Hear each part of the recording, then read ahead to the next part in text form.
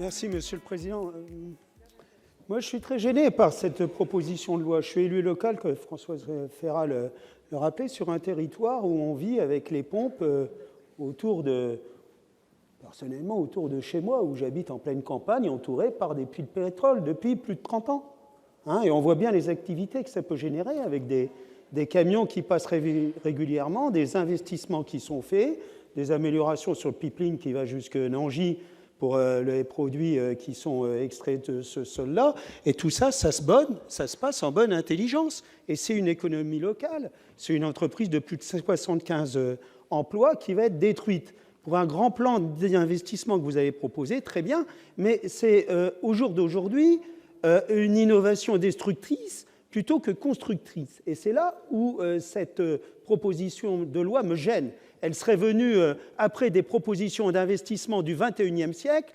On pouvait l'expliquer à nos concitoyens, tandis que sur le terrain, quand je vais rentrer dans la Marne avec Françoise Férat, nous allons expliquer qu'on va détruire les emplois qu'on a bien du mal à trouver en milieu rural, parce que ça se passe en milieu rural, ça ne se passe pas en ville. Ce sont des emplois en plein milieu rural que l'on va détruire. J'attire votre attention, parce que demain, sur les méthaniseurs, c'est encore en milieu rural.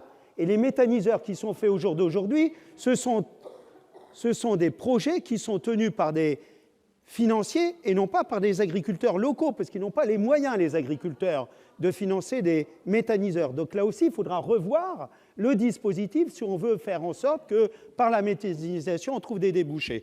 Et puis un dernier point, vous parlez des bioplastiques. En 2040, ça va être des bioplastiques, il n'y aura plus de pétrochimie, mais de la biochimie pour ces plastiques. On est au cœur du dispositif avec un pôle mondial de compétitivité autour de la bioéconomie.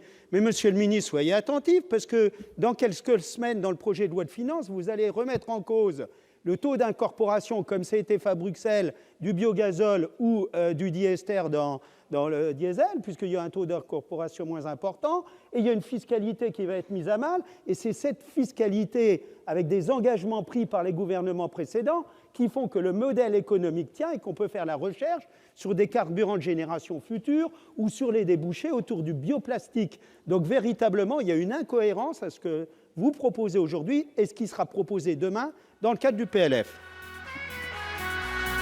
Feeling the sunshine once again. Feeling the sunshine